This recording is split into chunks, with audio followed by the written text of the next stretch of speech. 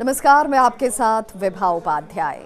प्रयागराज में शुरू हो रहे महाकुंभ में अंक ज्योतिष गणना के आधार पर कई अद्भुत संयोग बन रहे हैं। कई जाने माने ज्योतिषियों ने कहा कि 12-12 साल के 12 चरण यानी कि कुल मिलाकर 144 साल के बाद जो महाकुंभ आता है उसे पूर्ण महाकुंभ कहा जाता है।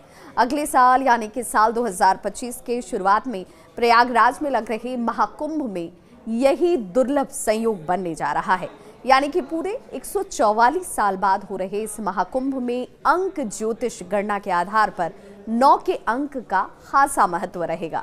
हिंदू धर्म ग्रंथों के अनुसार हर 12 साल पर जब देवगुरु बृहस्पति का गोचर वृष राशि में और सूर्य देव का गोचर मकर राशि में होता है तो महाकुंभ का मेला लगता है। ये संयोग है कि 140 साल बाद 2025 में हो रहे इस महाकुंभ के अंक का योग करने पर भी 9 ही आता है, जबकि ब्रह्मांड में घूम रहे 27 नक्षत्रों का योग भी 9 आता है। ज्योतिष शास्त्र में 9 का अंक आध्यात्मिक दृष्टिकोण से ऊर्जा का अंक माना जाता है।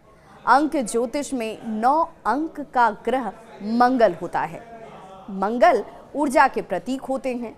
हिंदू धर्म में 9 देवियों का बेहद खास महत्व है। नवरात्र भी 9 दिनों के होते हैं। ये भी सुखद संयोग है कि 12 राशियों को 9 से गुणा करने का कुल योग 108 आता है। इसे जोड़ने पर 9 का अंक बनता है। नौमी के दिन भगवान राम का जन्म भी हुआ था, इसलिए 9 अंक को ऊर्जा और पूर्णता का प्रतीक कहा जाता है। ज्योतिष के मुताबिक शनि अपने मूल त्रिकोण राशि कुंभ में स्थित है। इससे वो सस योग का निर्माण करेंगे। शनि से सस नामक महाराज योग बनता है। महाकुंभ की कथा के अनुसार जब समुद्र मंथन में अमृत कलश निकला था तो उसकी रक्षा का दायित्व निभाने वाले ग्रहों में से एक शनि का भी विशेष महत्व था। इस साल शनि का गोचर पूर्ण महाकुंभ के दौरान कुंभ राशि में होने से इस दुर्लभ संयोग का आम जन को खास फायदा हो सकता है।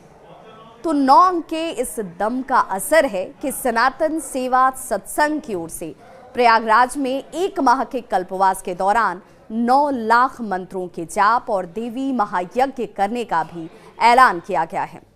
अब इसके साथ ही इस 1 माह के दौरान अखंड पाठ, सुंदरकांड और गीता ज्ञान प्रवचन भी होता रहेगा। 13 जनवरी से 12 फरवरी के बीच होने वाले कल्पवास के मौके पर सनातन सेवा सत्संग की ओर से महाकुंभ में विधि विधान के साथ 9 लाख मंत्रों का जाप करने की तैयारी की गई है। इसका उद्देश्य है लोक कल्याण और महाकुंभ का निर्विघ्न आयोजन। तो ये खासियत है इस 9 अंक की। ये बेहद दिलचस्प है कि अंक ज्योतिष में 9 की संख्या अद्वितीय मानी जाती है। 9 का संबंध मंगल ग्रह से होता है। इस राशि के जातक उत्साह और ऊर्जा से लबरेज होते हैं। यही रही, इस अंक में 1 से लेकर 8 तक के दूसरे अंकों की ऊर्जा भी समाहित होती है। ये अंक एक चक्र के पूरा होने को भी दर्शाता है। 1 से 9 तक के अंकों के बीच ही सबकी दुनिया घूमती रहती है। इसीलिए सभी अंकों में 9 अंकों बादशाह यानी कि अंकों का राजा कहा गया है। और हिंदू धर्म की बात करें तो हिंदू धर्म में 9 संख्या को बहुमूल्य, पूर्ण और दोष रहित संख्या माना गया है। 9 अंक को ब्रह्मांड की असीम ऊर्जा, उत्कृष्टता, आध्यात्मिकता और पूर्णता का प्रतीक अंक माना जाता है।